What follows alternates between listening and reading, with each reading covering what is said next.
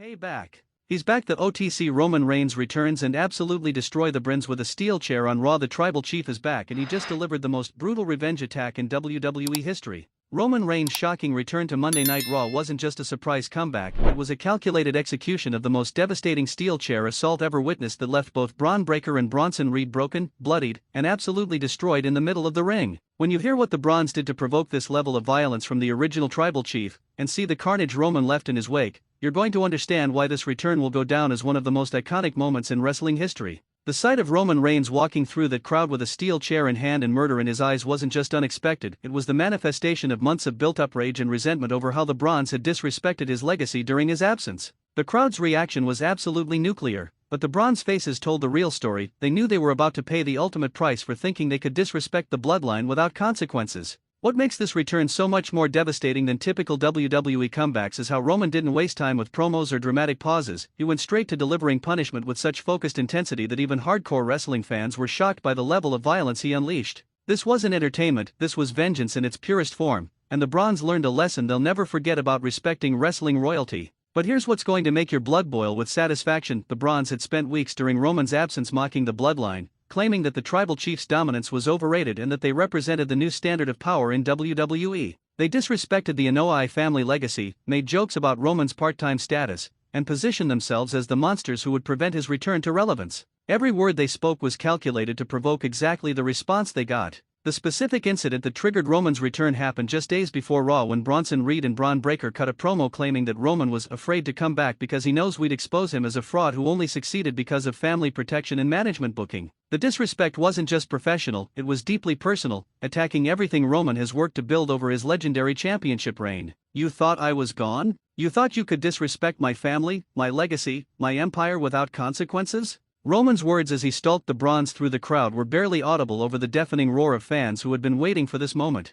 The cold fury in his voice made it clear that this wasn't just about defending his reputation, it was about teaching a permanent lesson about what happens when you disrespect the tribal chief. The first chair shot to Bron Breakker was so devastating that it echoed through the entire arena and instantly opened a cut on his forehead that began bleeding profusely. But Roman wasn't satisfied with one shot. He delivered a series of chair strikes to Breakker's back, ribs, and legs with such methodical precision that it was clear he had been planning exactly how to inflict maximum damage while staying within the boundaries that wouldn't get him arrested. But the most shocking aspect of Roman's assault was how he transitioned from Breakker to Bronson Reed without breaking stride, delivering chair shots with equal intensity to both men as if determined to prove that size, youth, and recent momentum meant nothing when facing someone with his combination of experience, family legacy, and pure competitive rage. The systematic destruction of both supposed monsters was a masterclass in dominance. Bronson Reed's attempts to fight back were completely futile because Roman had planned this attack with the precision of a military operation, hitting them when they were separated, using the chair to neutralize their size advantages, and maintaining such relentless pressure that neither man could mount any effective defense.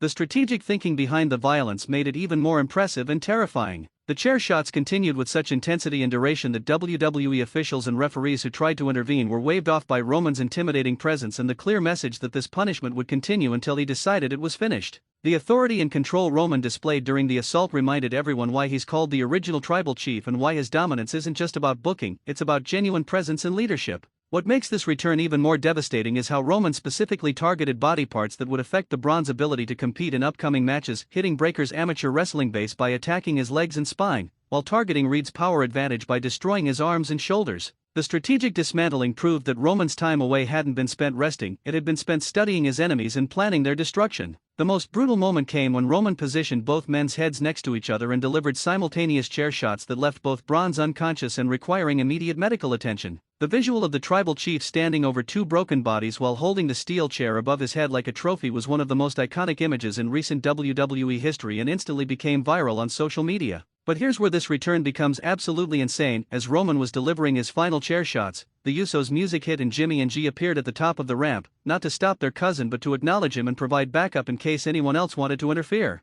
The family reunion aspect of this moment added emotional weight to the violence and reminded everyone that the bloodline's power structure was being restored. The medical attention that both Bron Breakker and Bronson Reed required after Roman's assault was extensive and visible, with trainers immediately checking for concussions, broken bones, and internal injuries from the sustained chair attacks. The real physical consequences of Roman's revenge made this feel less like wrestling entertainment and more like legitimate payback for legitimate disrespect. Industry veterans are calling this one of the most impactful returns in wrestling history because it combined surprise, violence, emotional satisfaction, and immediate consequences in ways that created an instantly memorable moment that will be replayed and discussed for years. The execution was perfect from start to finish, demonstrating why Roman Reigns remains WWE's most valuable asset. The crowd's sustained reaction throughout the entire assault demonstrated the organic connection between Roman and the WWE universe that had only grown stronger during his absence. Fans who had chanted "We want Roman" for weeks finally got their wish in the most spectacular and violent way possible, creating the kind of authentic emotional payoff that scripted entertainment rarely achieves.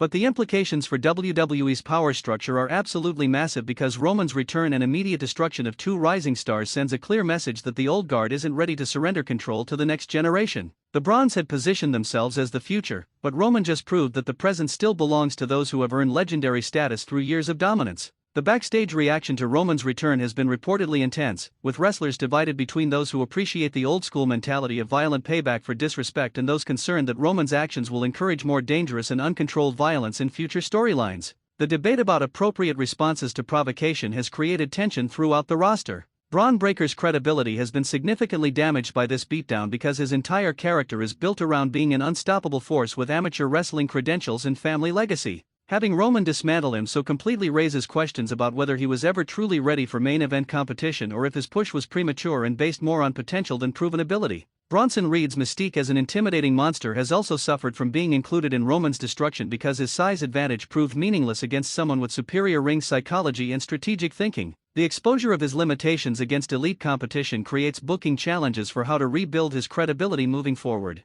Social media reaction has been overwhelmingly positive for Roman's return, with fans expressing satisfaction at seeing the Brons receive punishment for their disrespectful comments and appreciation for the intensity and violence that made this feel like a genuine settling of scores rather than manufactured drama. The organic enthusiasm demonstrates Roman's continued value as WWE's top draw. The financial implications are staggering because Roman's return instantly makes Raw must-see television and creates pay-per-view worthy storylines that can sustain audience interest for months. His presence elevates everyone around him and provides booking opportunities that simply don't exist when he's absent from programming. The long-term storytelling possibilities created by this return are virtually unlimited because it establishes Roman as the returning conqueror while setting up potential revenge storylines, family reunification arcs, and championship pursuits that can dominate WWE programming across multiple brands. The flexibility and star power he provides makes him invaluable to WWE's creative process. Quick question for the comments: did the Brons deserve this level of destruction for disrespecting Roman's legacy, or did the tribal chief go too far with the sustained chair assault? Let me know your honest thoughts below. And here's another one: now that Roman is back, which current WWE champion should he target first, Cody Rhodes, Gunther, or someone else entirely? Drop your predictions in the comments.